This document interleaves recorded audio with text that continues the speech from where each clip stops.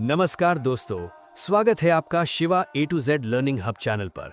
आज हम समझेंगे बिल्डिंग कंपोनेंट्स के बारे में, यानी बिल्डिंग के वो सब पार्ट्स जो एक मजबूत, सेफ और लॉन्ग लास्टिंग स्ट्रक्चर बनाते हैं। फाउंडेशन से लेकर रूफ तक हर कंपोनेंट का रोल बहुत इंपॉर्टेंट होता है। चलिए स्टेप बाय स्टेप स्टार्ट करते हैं।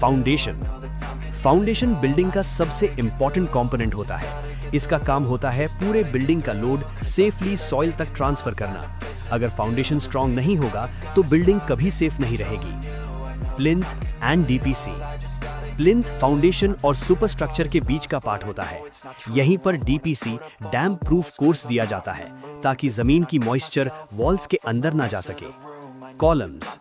कॉलम्स बिल्डिंग का वर्टिकल लोड कैरी करते हैं। स्लैब और बीम का पूरा वेट कॉलम्स के थ्रू फाउंडेशन तक जाता है, इसलिए कॉलम का साइज और रीइंफोर्समेंट डिजाइन बहुत क्रिटिकल होता है। बीम्स हॉरिजॉन्टल मेंबर्स होते हैं। ये स्लैब का लोड लेकर कॉलम्स को ट्रांसफर करते हैं और स्ट्रक्चर को रिजिडिटी प्रोवाइड करते हैं। स्लैब एक फ्लैट आरसीसी सरफेस होती है जहां हम रहते हैं, चलते हैं और फर्नीचर रखते हैं। स्लैब डायरेक्टली लाइव लोड और डेड लोड को बेयर करती है। वॉल्स दो टाइप की होती हैं, लोड बेयरिंग वॉल्स और पार्टीशन वॉल्स।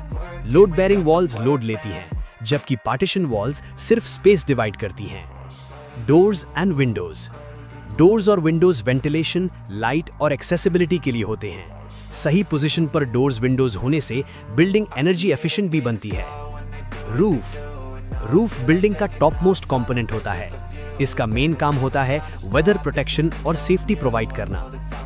फिनिशिंग वर्क्स में फ्लोरिंग, पेंटिंग, इलेक्ट्रिकल, प्लम्बिंग और सैनिटरी फिटिंग्स आते हैं। यही स्टेज बिल्डिंग को कंप्लीट और लिवेबल बनाता है। Strong components equal to strong building. तो दोस्तों, ये थे बिल्डिंग कंपोनेंट्स का कंप्लीट ओवरव्यू। अगर हर कंपोनेंट सही तरीके से डिजाइन और कंस्ट्रक्ट किया जाए तो बिल्डिंग सेफ, ड्यूरेबल और लॉन्ग लास्टिंग बनती है।